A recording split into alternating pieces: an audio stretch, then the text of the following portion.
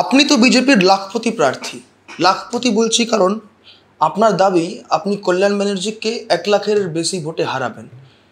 আর এই ক্ষেত্রে আপনার মূল অভিযোগ যে উনি নাকি 15 বছরে শ্রীরামপুর কেন্দ্রের মানুষের হয়ে লোকসভায় কোনো প্রশ্ন করেননি।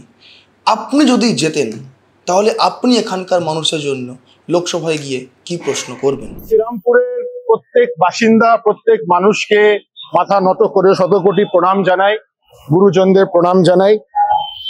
আমি আগেই বলেছি এবং আমার সোশ্যাল মিডিয়ায় আমি রোজ বলছি, আমার একটাই লক্ষ্য হবে, পুরো পশ্চিম বাংলায় এই লোকসভা সেরা শ্রীরামপুর, নরেন্দ্র মোদীজি বিকশিত ভারত গড়ে তুলবেন। আমরা একসাথে সকলের আশীর্বাদ নিয়ে, সকলের সহযোগিতা নিয়ে বিকশিত শ্রীরামপুর সেরা জেলা, সেরা লোকসভা তুলে তুলব। সুইজারল্যান্ড থেকে MBA, নটিংহাম ইউনিভার্সিটি থেকে LLB অনার্স, ছাত্র জীবনে, পেশাগত জীবনে অনেকটা চ্যালেঞ্জ ফেস করেছেন।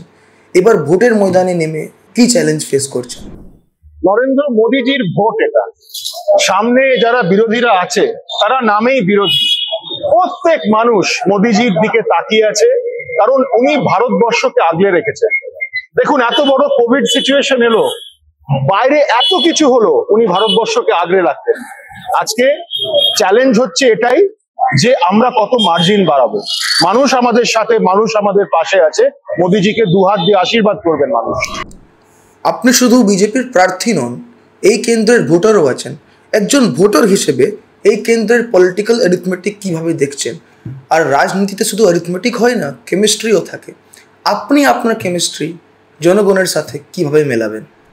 আমি মনে করি এক একটা ভোট হলো মানুষের আবেগ। তৃণমূলের যিনি প্রার্থী হয়েছেন উনি ভোটকে খেলার সাথে তুলনা করছেন, বলছেন আমি ছক্কা মারবো, এই মারবো। আরে, মানুষের ভোট কি একটা খেলা? ওনারা খেলা হবে স্লোগান দিয়ে, এইভাবে মানুষের আবেগের সাথে ওনারা খেলা করেন। হ্যাঁ, এইভাবে খেলা করেন।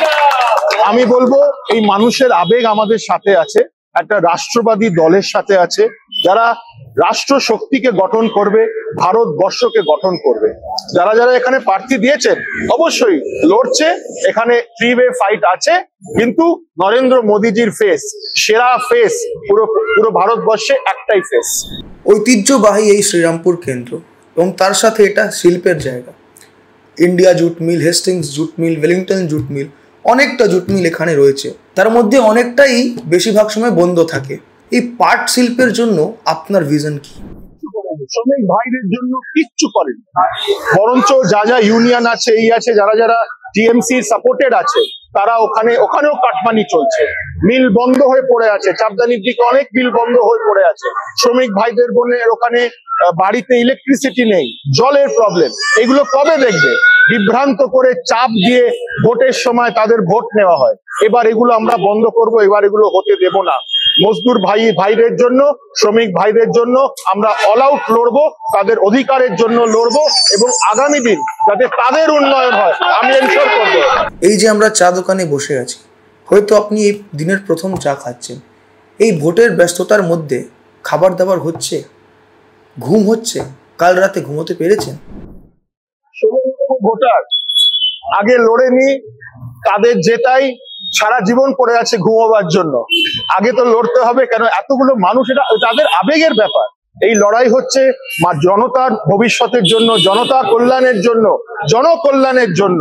ঘুম, খাওয়া দাওয়া সব পরে হবে, আগে তাদের সাথে, তাদের জন্য লড়ে নি। শ্রীরামপুর কেন্দ্রের নেতা আপনি, আপনার প্রিয় নেতা কে?